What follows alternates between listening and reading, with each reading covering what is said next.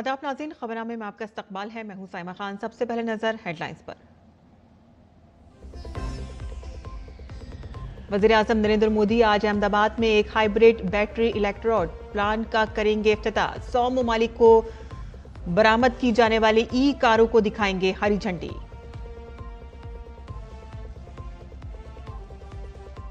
जदीद तरीन जंगी जहाज उदयगिरी और हिमगिरी आज बहरिया में होंगे शामिल। वज़ीर दिफा राजनाथ सिंह की मौजूदगी में विशाखापट्टनम में होगी कमिश्निंग की तकरीब।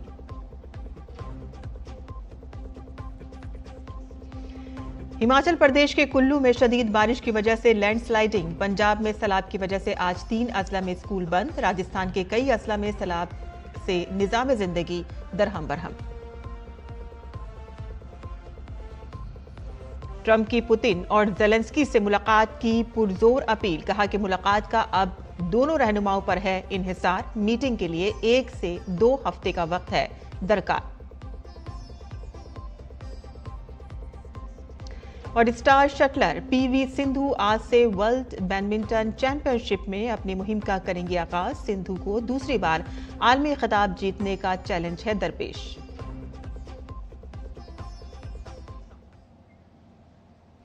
और अब खबरें तफसील से।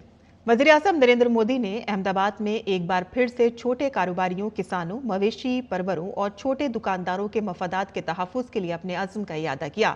उन्होंने कहा कि हुकूमत उन पर कभी कोई आँच नहीं आने देगी।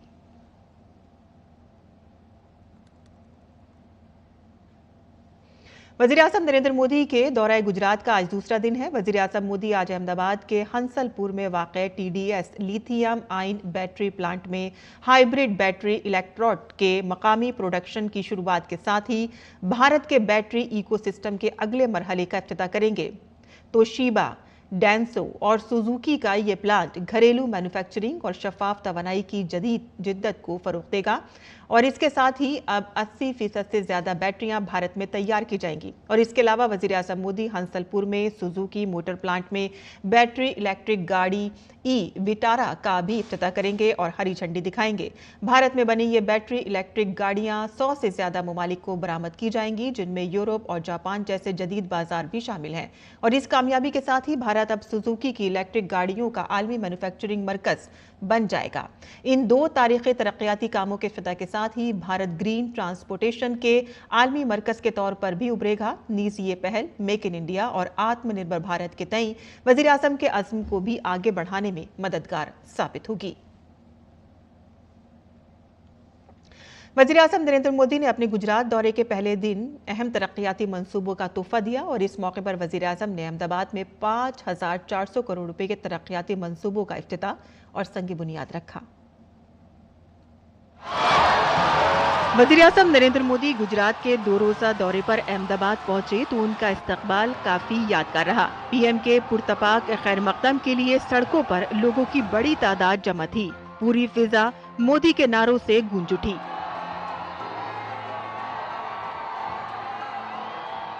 वज़ीर आज़म ने अहमदाबाद में 5,400 करोड़ रुपए के तरक्याती मंसूबों का इफ्तिताह और संग बुनियाद रखा। उनमें 1,400 करोड़ से ज्यादा मालियत के कई रेलवे प्रोजेक्ट भी शामिल हैं। रेलवे लाइन को डबल करने और गेज के तब्दीली के मंसूबों से मुसाफिरों को आसानी होगी। पीएम ने कटोसन रोड और साबरमती के दरमियान मुसाफिर ट्रेन और बेज राजी कार लोडेड मालगाड़ी सर्विस ट्रेन का इफ्तिताह किया। गुजरात के हर शहर के आसपास एक बड़ा औद्योगिक गलियारा है, लेकिन 10 साल पहले तक पोर्ट और ऐसे इंडस्ट्री क्लस्टर्स के बीच में बेहतर रेल कनेक्टिविटी की कमी खलती थी।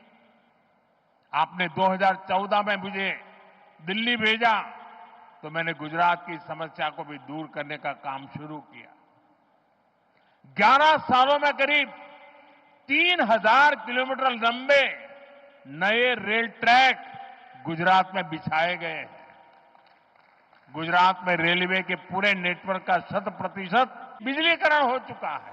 वज़ीर-ए-आज़म ने सड़क की तामीर, अहमदाबाद, मेहसाणा और गांधीनगर में बिजलीकारी, स्लम इलाकों की आबादियों की तरक्की और शहरी बुनियादी ढांचे जैसे अहम तरक्याती मंसूबों का इफ्तिताह और संगे बुनियाद भी रखा। आत्मनिर्भरता यानी कि खुद इन्हिसारी को विकसित भारत की बुनियाद करार देते हुए वज़ीर-ए-आज़म ने कांग्रेस पर बाबा-ए-कौम महात्मा गांधी के स्वदेशी पैगाम को कुचलने का इल्जाम लगाया।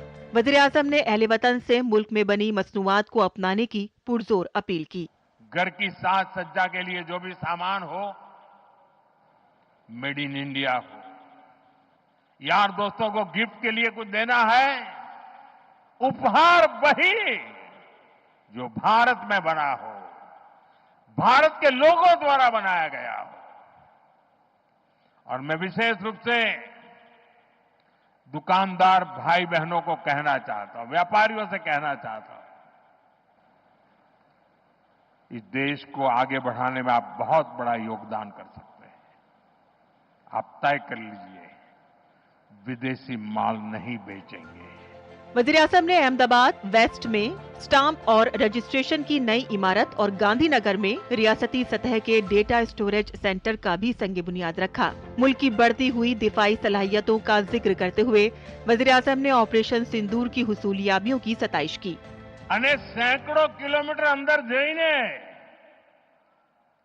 નક્કી કરેલા નિશાન પર જ વાર કરીને આતંકવાદની નાભી પર હુમલો કર્યો। આપણે ऑपरेशन सिंदूर हमारी सेना के शौर्य और सुदर्शन चक्रधारी मोहन के भारत की इच्छा शक्ति का प्रतीक बन गया है। वज़ीर-ए-आज़म ने मुख्तलिफ शोबों में गुजरात समेत मुल्क में तेज रफ्तारी से जारी तरक्की को उजागर किया। पीएम ने कहा कि सुदर्शन चक्रधारी मोहन और चरखाधारी मोहन के दिखाए गए रास्ते पर चलकर भारत आज मुसलसल मजबूत हो रहा है। Bureau report, DD news Urdu खबरें। सुप्रीम कोर्ट ने गुजरात के जामनगर में रिलायंस फाउंडेशन के जरिए चलाई जाने वाली वंतारा की सरगर्मियों पर एक अर्जी में लगाए गए इल्जामात की तहकीकात के लिए एक SIT तश्कील दी है। सुप्रीम कोर्ट के रिटायर्ड जज जस्टिस चलमेश्वर की सरबराही में SIT में उत्तराखंड और तेलंगाना हाई कोर्ट के चीफ जस्टिस राघवेंद्र चौहान और IRS अफसर अनीश गुप्ता शामिल हैं। SIT को इस बात की जांच करनी है कि क्या वहां भारत और बैरून मुल्क से लाए गए जानवरों को रखने और वाइल्ड लाइफ प्रोटेक्शन एक्ट और दीगर कवानीन की पासदारी की जा रही है या नहीं। ताहम यह कमेटी सिर्फ हकाइक की छानबीन करेगी और अदालत के हुक्म का मतलब ये नहीं लिया जाएगा कि अदालत ये हुक्म वंतारा या अथॉरिटी के कामकाज पर शक की वजह से दे रही है। वकील CR जयासुकीन के जरिए दाखिल करदा अर्जी में मरकज के कामकाज को लेकर इल्जामात लगाए गए हैं। अदालत ने कहा है कि इस दरख्वास्त में बगैर किसी सबूत के इल्जामात लगाए गए हैं। आमतौर पर अदालत ऐसी दरख्वास्त को समाअत के लिए मंजूर नहीं करती, लेकिन जिस तरह से अदालत और अथॉरिटी पर दरख्वास्त में अपनी जिम्मेदारियां पूरी न करने का इल्जाम लगाया गया और उसी के पेश नज़र अदालत आज़ादाना तहकीकात का हुक्म दे रही है। भारतीय बहरिया की ताकत में मजीद इजाफा होने वाला है। 2 फ्रंट लाइन जंगी बेड़े उदयगिरी और हिमगिरी आज विशाखापट्टनम में एक साथ बहरिया में शामिल होंगे। तकरीब की सदारत वजीर दिफा राजनाथ सिंह करेंगे। ये जंगी जहाज प्रोजेक्ट 17A के स्टेल्थ फ्री गेट का हिस्सा हैं। ये कामयाबी दिफाई शोबे में मेक इन इंडिया और आत्मनिर्भर भारत के इक़दामात की कामयाबी की अक्कासी करती है। बहरिया के लिए एक और कारनामा ये है कि उदयगिरी 100वां जहाज है जिसे नेवल वार शिप डिजाइन ब्यूरो ने डिजाइन किया है। हिमाचल प्रदेश में गुज़िश्ता कई रोज से मुसलसल बारिश हो रही है और मूसलाधार बारिश की वजह से मनाली में दरियाए ब्यास में तुग़यानी है। मनाली से मुत्तसिल आलू ग्राउंड में नदी का पानी सड़क पर आ गया है। दरिया के किनारे आबाद लोगों को महफूज मकामात पर मुंतकिल कर दिया गया है। मनाली इंतजामिया सूरत हाल पर मुसलसल नजर रखे हुए है और इसके साथ ही दरिया के पानी की सतह बढ़ने से कुल्लू में सैलाब जैसी सूरत हाल पैदा हो गई है। शदीद बारिश के बाइस शहर में वाक़े सब्जी मंडी किसान भवन की इमारत में फंसे अफराद को बचा लिया गया है और इसके साथ ही मूसलाधार बारिशों के बाइस मुख्तलिफ मकामात पर लैंडस्लाइडिंग के वाक़यात भी रिपोर्ट हो रहे हैं और साथ ही कई मकामात पर सड़कें बंद हो गई हैं। इंतजामिया ने लोगों से अपील की है कि वो अपने घरों में रहें, नदी और नालों के करीब ना जाएं और सफ़र के दौरान मोहतात साथ रहें। महकमे मौसमियात के मुताबिक मुसलसल बारिश से लैंडस्लाइडिंग और पानी जमा होने का खतरा भी बढ़ सकता है। जम्मू डिवीजन में कल रात से मूसलाधार बारिश का सिलसिला जारी है। महकमे मौसमियात ने जम्मू कश्मीर में शदीद बारिश के लिए रेड अलर्ट जारी किया है। हुक्काम ने 27 अगस्त तक ऊंचाई वाले इलाकों में औसत से शदीद बारिश, बादल फटने, अचानक सैलाब और लैंडस्लाइडिंग की पेशगोई के पेश नज़र लोगों को आबी ज़खायर और लैंडस्लाइडिंग के मुमकिना इलाकों से दूर रहने का मशवरा दिया है। सांभा में, बसंतर, कठुआ में उज और रावी, डोडा, किश्तवाड़, रामबन और जम्मू में चिनाब के साथ ही उधमपुर और जम्मू में तवी समेत अहम नदियों और नालों की आबी सतह में इजाफा हुआ है और जिसके पेश नज़र डिजास्टर रिस्पांस टीमों और मकामी पुलिस अलर्ट मोड पर है। जम्मू डिवीजन में तमाम निजी और सरकारी स्कूलों को आज बंद रखने का हुक्म दिया गया है। लोगों को लैंडस्लाइडिंग के मुमकिना इलाकों में न जाने का मशवरा दिया गया है और इससे पहले जम्मू कश्मीर के चिशौती में बादल फटने से काफी नुकसान हुआ था। मुतादिद अफराद की जानें गई थीं और सैकड़ों जख्मी हुए थे। वहीं राजस्थान में मूसलाधार बारिश ने आम लोगों, किसानों के साथ साथ इंतजामिया की परेशानियों में इजाफा कर दिया है। महकमे मौसमियात ने अगले 2 से 3 दिनों में रियासत के चंद अजला में हल्की से दरमियानी और कभी तेज बारिश की पेशगोई की है। आज जालौर, सरोही और उदयपुर में ऑरेंज अलर्ट जारी किया गया है और इसके साथ ही बाड़मेर, पाली, राजसमंद, डूंगरपुर, बांसवाड़ा, चूरू, झुंझुनू और अलवर अजला के लिए येलो अलर्ट जारी किया गया है। उधर बारिश के बाइस 8 अजला के स्कूलों में तातील का ऐलान कर दिया गया है और इससे कबल कल की शदीद बारिश की वजह से रियासत के कई इलाके ज़ेरे आब आ गए हैं। कई शहरों, देहातों और कस्बों में सैलाब जैसी सूरत हाल पैदा हो गई है। रियासत के वज़ीर आला भजन लाल शर्मा ने तमाम अजला जिला कलेक्टरों, एहलकारों को अलर्ट मोड पर रहने और मिशन मोड पर राहत और बचाव के कामों को अंजाम देते हुए तमाम जरूरी इंतजामात को यकीनी बनाने की हिदायत दी है। मध्य प्रदेश के जबलपुर के दौरे के दौरान मरकजी वजीर जेपी नड्डा और वजीर आला मोहन यादव ने ग्वारी घाट पर मां नर्मदा की अभिषेक किया और महाआरती में हिस्सा लिया और इस मौके पर उन्होंने दीपदान भी पेश किया। महाराष्ट्र के वजीर आला देवेंद्र फडणवीस ने गणपति स्पेशल ट्रेन को छत्रपति शिवाजी महाराज टर्मिनस से सावंतवाड़ी, कोंकण तक हरी झंडी दिखाई। काबिल जिक्र है कि कल से गणपति त्यौहार शुरू हो रहा है और इस खास मौके पर भारतीय रेलवे की जानिब से कोंकण के लोगों के लिए 367 खुसूसी ट्रेनें चलाई जाएंगी। महाराष्ट्र के वजीर आला देवेंद्र फडणवीस ने कहा है कि मुंबई में रहने वाले कोंकण बाशिंदे गणेश उत्सव मनाने के लिए अपने गांव जाते हैं और ये ट्रेनें उनकी सहूलत के लिए चलाई जा रही हैं।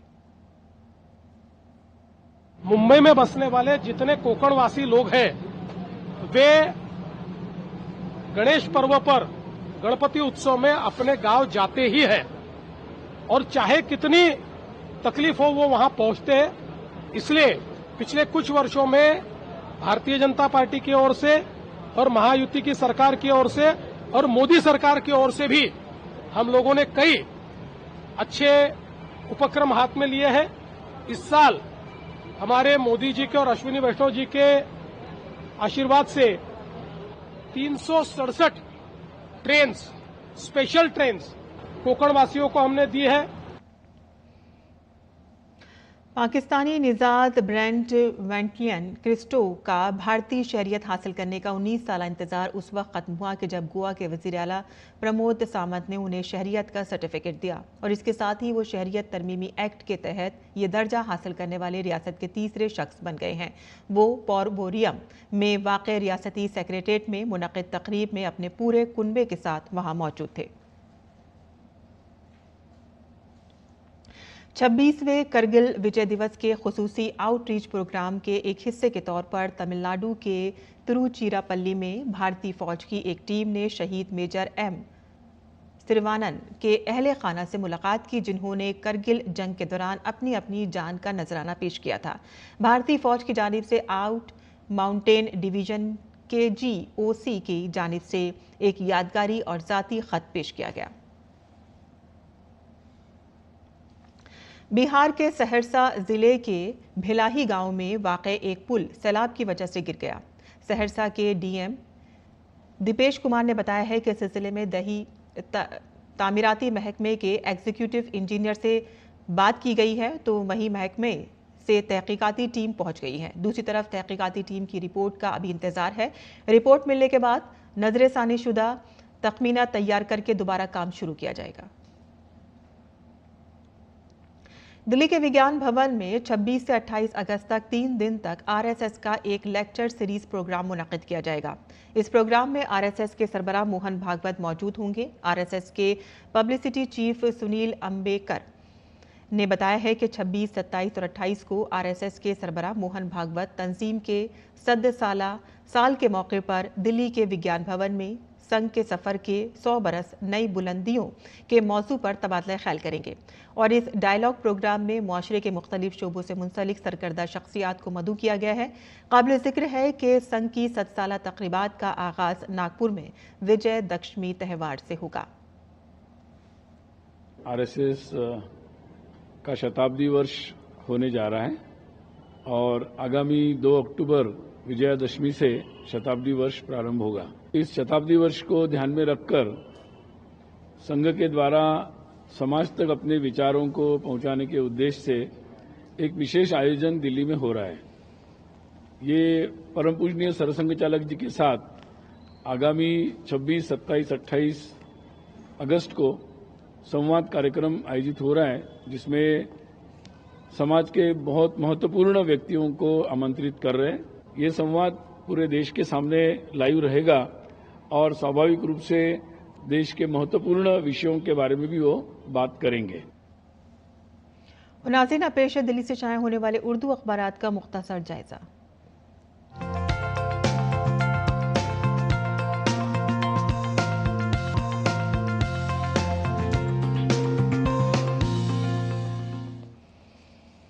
तो दिल्ली से शाया होने वाले उर्दू के अखबारात की सुर्खियां कुछ इस तरह से। रोज़नामा राष्ट्रीय सहारा की हम सुर्खी यहाँ पर ले रहे हैं, जहाँ लिखा है कि हिंदुस्तान ने पाकिस्तान को किया सैलाब के खतरे से आगाह। पाकिस्तान को इंसानियत की बुनियाद पर सैलाब से बाखबर किया गया, वजारत ख़ारजा ने कहा है। और ऑपरेशन सिंदूर के बाद पहली बार इस तरह का कोई राब्ता हुआ है। आगे बढ़ते हैं, जहाँ सैलाब लैंडस्लाइडिंग की घटनाएं लगातार पूरे मुल्क में जारी हैं। वहीं पर ही आपको बता दें कि चांदपुर से भी खबर है, जहां पे 12 देहातों में सैलाब मवेशी चारे का बहरान हो गया है और गंगा नदी की सतह बढ़ने से सूरत हाल मज़ीद संगीन हो गई है और यहां पर आमदोरफ्त करने वाले आम लोग जो हैं वो काफ़ी परेशानियों का सामना कर रहे हैं। और इसी के साथ ही झारखंड में भी एक पुल मुनहदिम हुआ है, जिसकी खबर यहाँ पर ली गई है। 12 गाँव का राब्ता इससे मुनक़ता हो गया है। रोज़नामा इनकलाब से जो हमने खबरें ली हैं, मसला फ़िलिस्तीन और गज़ा की सूरत हाल पर इस्लामी ताउन तंजीम का अहम इजलास मुनक़िद हो रहा है, जहाँ गज़ा पर कब्ज़ा और ग्रेटर इज़राइल का मंसूबा नाकाबिल कबूल उन्होंने ये पेशकश की है।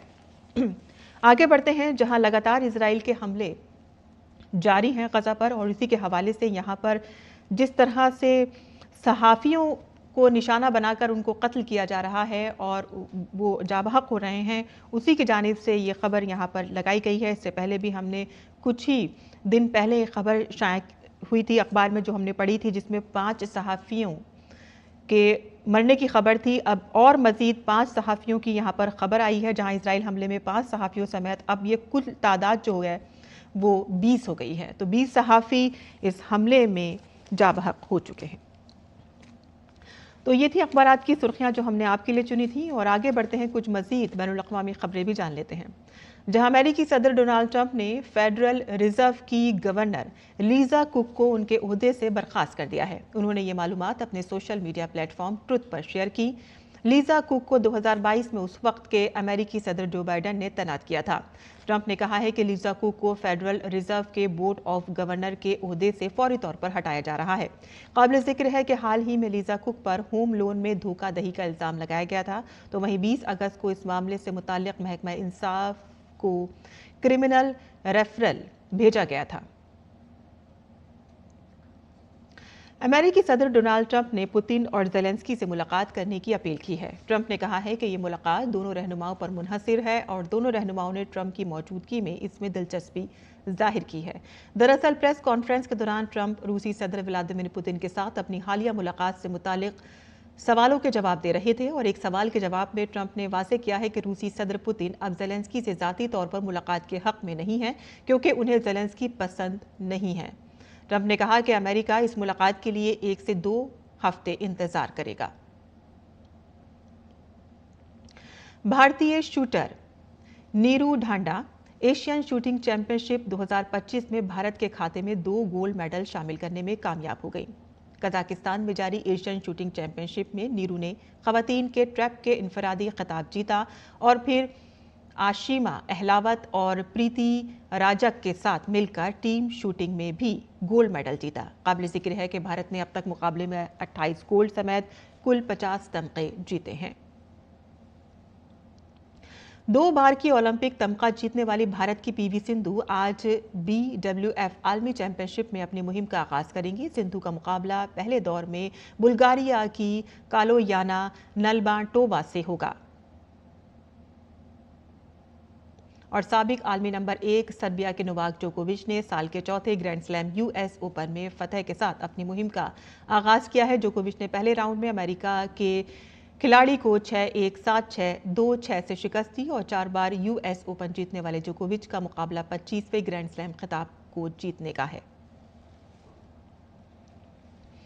एशिया कप हॉकी टूर्नामेंट के इनेकाद में सिर्फ चंद दिन बाकी रह गए हैं और इस दौरान मरकजी वजीर खेल मनसुख मांडविया ने दिल्ली में टूर्नामेंट ट्रॉफी के निकाब कुशाई की। इस मौके पर 3 बार के ओलंपिक याफ्ता हरबिंदर सिंह, 1972 के ओलंपिक में कांसे का तमगा जीतने वाले अशोक ध्यानचंद, 1980 के मॉस्को ओलंपिक में गोल्ड मेडल फातिहा जफर इकबाल और बिहार स्टेट स्पोर्ट अथॉरिटी के डायरेक्टर महेंद्र कुमार समेत दीगर मोअज़्ज़िज़ीन मौजूद थे। काबिल जिक्र है कि हॉकी एशिया कप 29 अगस्त से 7 सितंबर तक बिहार के राजगीर हाई स्टेडियम में शुरू होगा। टूर्नामेंट में भारत, जापान, चीन, कजाकिस्तान, मलेशिया, जनूबी कोरिया, बांग्लादेश और चाइनीज ताइपे की टीमें शिरकत करेंगी। और अब पेश है मुल्क भर के मौसम का हाल।